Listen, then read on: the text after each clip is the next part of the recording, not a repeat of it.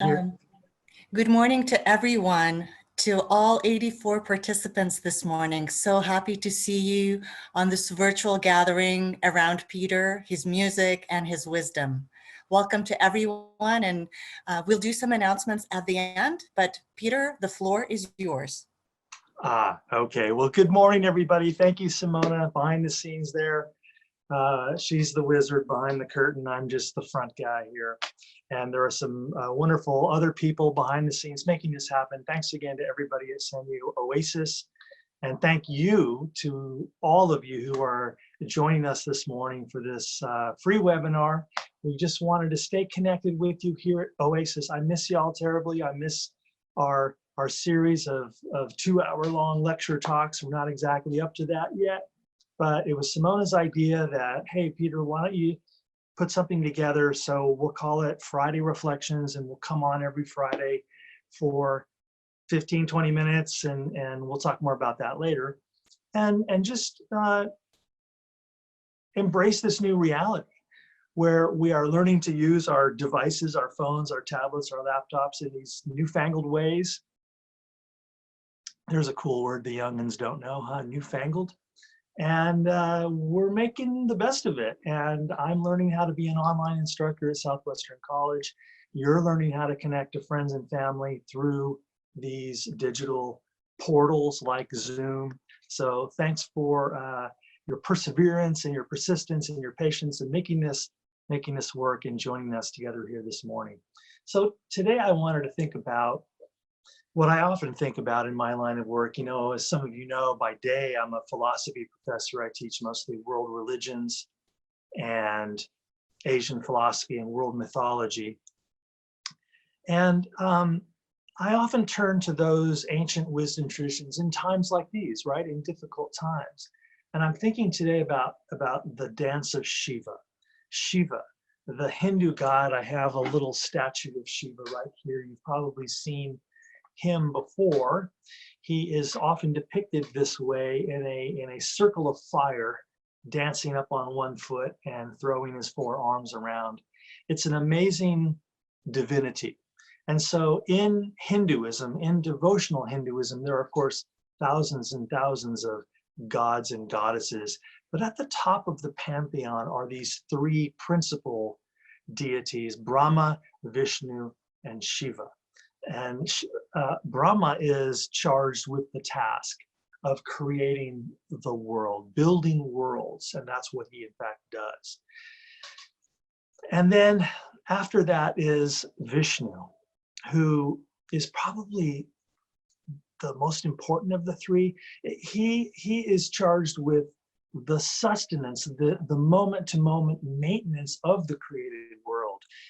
Vishnu is often depicted sleeping in the cosmic ocean, and his dream is the universe. And Vishnu is also known for sending forth avatars, and avatar is Sanskrit for incarnation. In other words, Vishnu takes form as human beings in the world, in different cultures, in different times, in different ways, as wisdom teachers. So the Bhagavad Gita claims that Krishna is an avatar of Vishnu, and there are many others. In fact, there's one right behind me there. That's Lord Rama. He's one of the other famous avatars of Vishnu. So creation, preservation, and now we need a third moment on this triad, and that of course is Shiva. And Lord Shiva is the god of destruction. He presides over the dissolution of forms, the ends of things. And on the surface, he's a rather grim fellow, right? He's about death, he's about the end, he's about destruction. Whenever something is coming unraveled and falling apart and breaking back up into its constituent elements, that's Shiva. And yet, while on the surface, Shiva looks like a purely monstrous, destructive entity, the deeper insight in Hinduism is, and in fact, Shiva is regarded as a creator god, the deeper insight that without Shiva's work, without his participation in these 3 moments, no creation or preservation could occur. And that is the essential creative task that Shiva is charged with. It's a rather remarkable turn of events that what at first looks like the end ends up being a beginning. But you know what?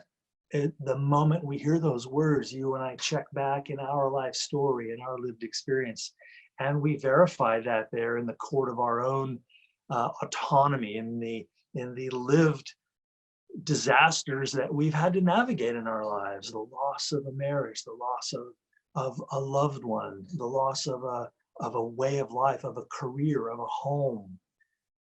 It never stops. As Buddha will say, all forms arise and all forms fade. So Shiva, in a deeper sense, helps us contextualize and navigate the constant impermanence of all forms. Let me just say a few words about the iconography here, the imagery. He is dancing on a little demon who represents ignorance. That's one of the things Shiva is good at destroying, ignorance and delusion.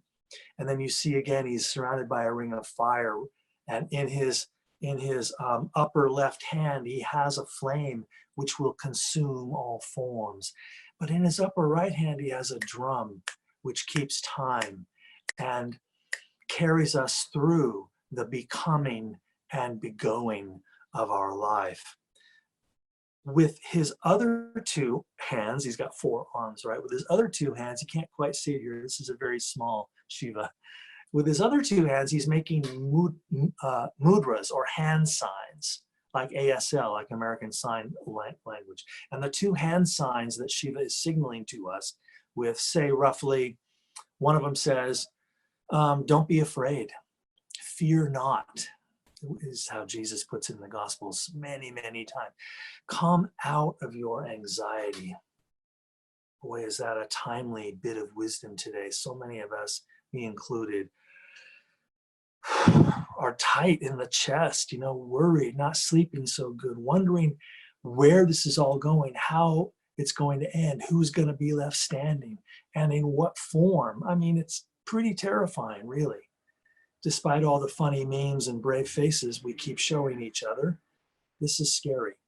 So that's a rich message to sort of try to relax and not be afraid. And the other hand sign is equally rich. It says, join in. It's an invitation to join into the dance of Shiva, to acknowledge that we participate in this cosmic cycle of creation, preservation, and destruction. Every day, I put at least 2,000 calories of food in my mouth. I am a killer.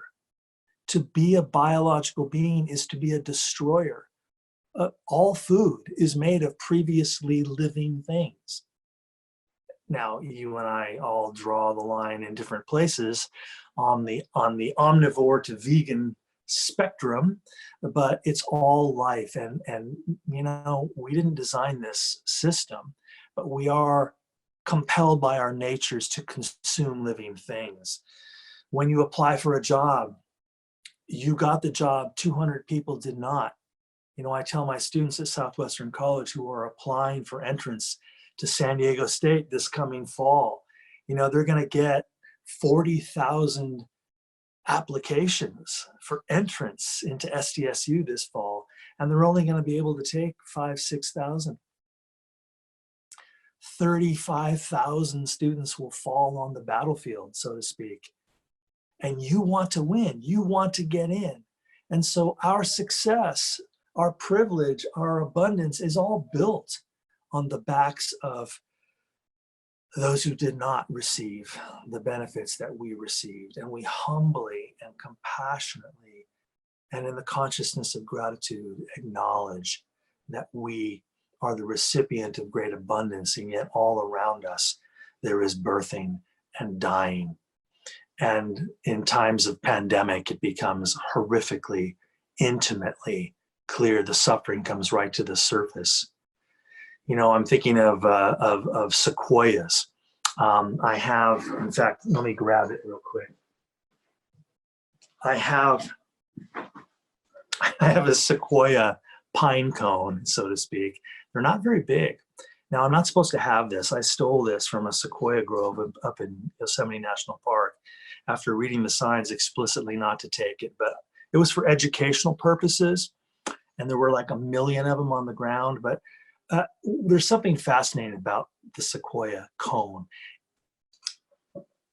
The naturalist in the park told us in Muir Woods at Yosemite National Park that the sequoia, now this one's very old, it started to crack open a little bit, that the sequoia cones are very tight and they only open to release their seeds when there is a fire. In other words, in the ecosystem of the forest, the sequoia species, our state tree, these amazing 3,000-year-old plants, require fire to even be born. It's a remarkable example of Shiva's necessary role in creation. Think of how all the things that you've received in your life came about through the end of something else. I know it's a cliche, you know, when one door closes, another opens. Sure, because cliches are a lot of the times true. And Shiva is an ancient iteration or version of that same idea. You know, Jesus in the Gospels says that a seed must die when it goes into the ground in order for there to be new life. So all new birth, all new life requires the end of something. We know this intellectually, but in times like these, we struggle to make peace with that truth at the heart level, right? At the soul level. I'm struggling to do it. You're struggling to do it. And here we are together thinking through these ancient truths in order to move ourselves to acceptance and serenity and peace about these changes. You know, I have friends who are losing everything. I have a lot of friends in the music business as a musician myself. I have a day job. I'm going to be all right. But so many of my friends who rely solely on performance, who are performing artists, are in a world of trouble right now. You hear murmurings coming down from the state office in Sacramento that, and people like Mayor Garcetti in Los Angeles, that maybe we should cancel all public musical performances for the rest of the year. This is the end. If that's true, if they do that, that's the end of the performing arts. That's the end of the line for a lot of my friends who have been paying the bills as performing musicians and artists and actors and so on for 40, 50 years. What are they going to do now? And so this is soul-wrenching stuff. This isn't an abstract philosophical concept anymore. This is our lives. And I think about my parents who, as young newlyweds in Holland in 1950, well, they got married in 46, 1 year after the war. And after 4 years of struggling in war-torn Europe, they just picked up, like many did, and moved to the United States. I talked about this a couple times ago.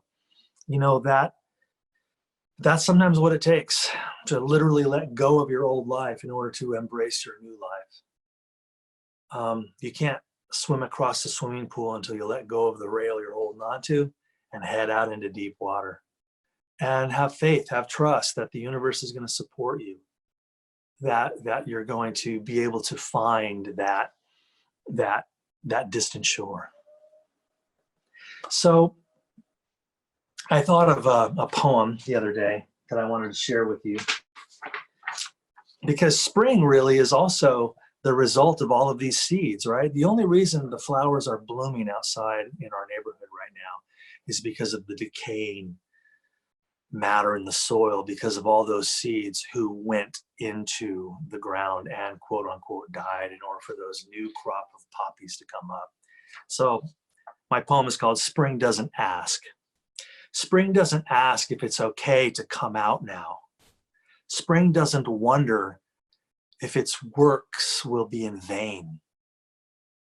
Spring doesn't stop in the middle of a sentence to search for the right words. It rushes on toward its unplanned, unmanaged end, the warm, open days of summer. What if we lived that way? What if we did not ask permission to live, to long, to burst forth? What if we were not hobbled by doubt, corralled by this incessant courting of the approval of those too timid to live their own best lives? What if we did not stop in the middle of a sentence to search for the right words, but rambled on through every creek bed and bramble, unburdened by the need to be anywhere, but tugged insistently anyway down to the sea of our homecoming? Like rain that falls high in the mountains many miles away from this ancient alluvial plain where we plant our crops, raise our children, bury our parents, and dance in love with each other. Thank you again for joining us for Friday Reflections today.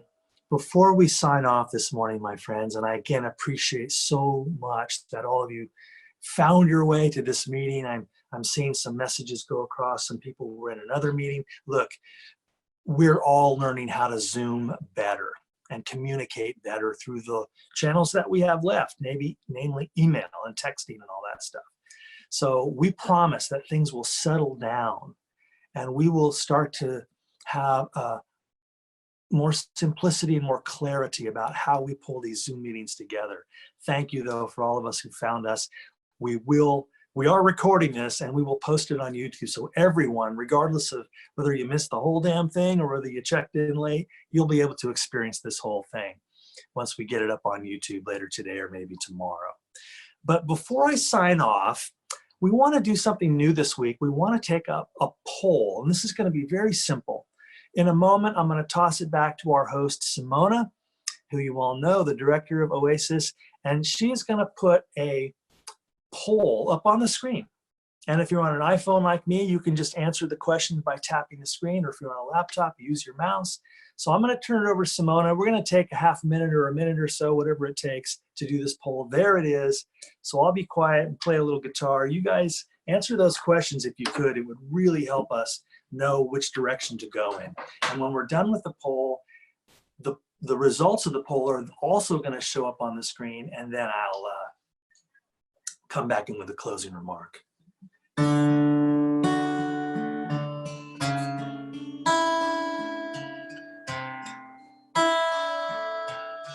So this is poll taking music right here.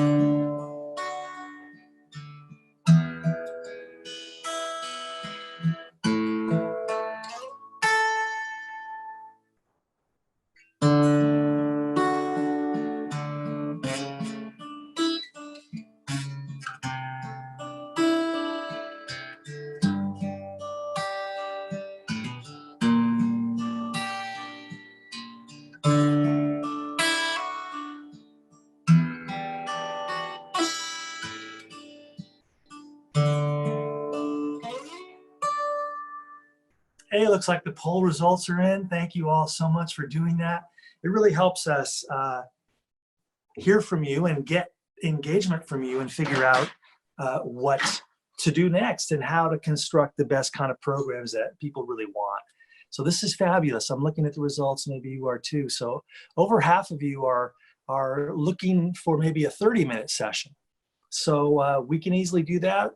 I'll huddle up with Simona afterwards. We'll figure that out. And I don't see why not. So let's see, is there a little bit more? Yes. So have you brought your friends here today? Yeah, of course, we always want to spread the word, right? We'd love to get more folks on these webinars. There's room for everybody. I think we can go up to like 500. Let's break Zoom. That would be awesome. Let's see, what's the third question? Would you be willing to put some money in the basket? Yeah, that's fantastic, because like every other nonprofit that relies on fee-based services, once the services go away, Simona and everybody who works at Oasis, as well as us contractors who come in from outside, most of us are working for free right now, and that's unsustainable. I'm going to be all right because I have a day job, but Oasis needs your help.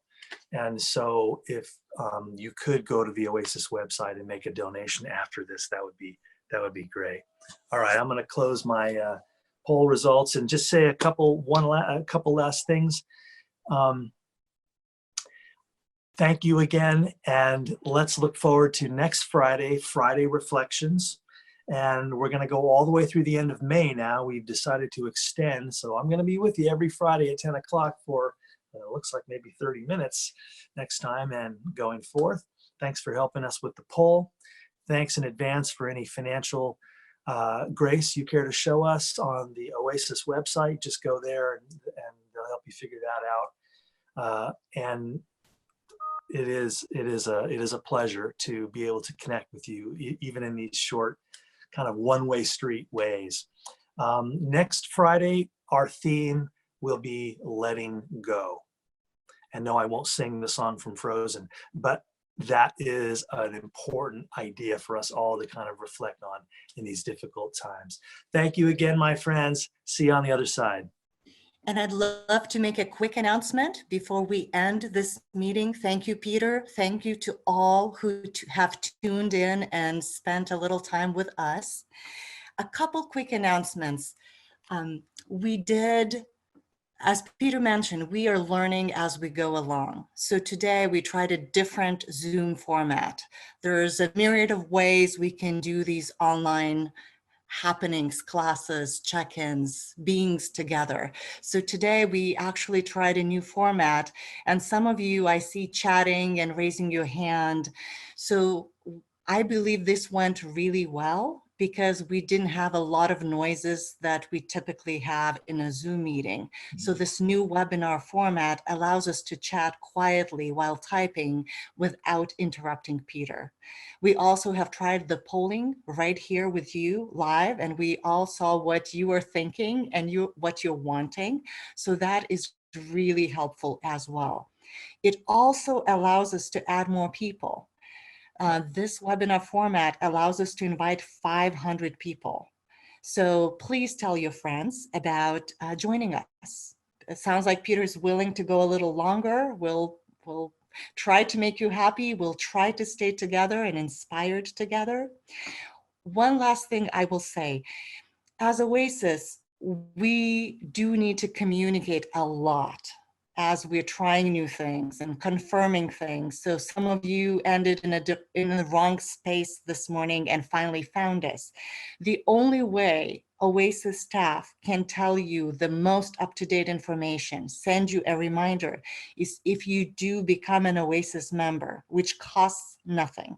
You just simply sign up on the website, become a member, give us your email address. So if there is a change, if we are trying something new, we have a new link, this is the only way we can reach you, is sending you an email because you have become a member, you have signed up for Peter's class online, and then we can send you a reminder. Here's the link, please join us. That's where you will find Peter. I will also mention, as Peter said, there will be a recording. We are recording this webinar, and we will share it with everybody who attended. We can also post it on social media like Facebook and YouTube and other places. So if you missed any of it, you will see the recording. Finally, one last announcement. Oasis is participating in a documentary film. You may have heard this from me. You may have heard it from Peter. Today, this morning, is the last casting call to participate in a documentary film. And the essence of the film is film older adults as they transition to this online learning and online being. So if you are 65 or older and you would like to be cast potentially in this documentary film that will be done virtually only, please send me an email as soon as possible. And my email address is simona@SanDiegoOasis.org. The casting will be closing this morning, probably early afternoon. So again, Simona@SanDiegoOasis.org. And my colleague David just typed it up for you in the chat box. So if that's more helpful. And that is it. Thank you so much for being here together with Peter. See you next Friday.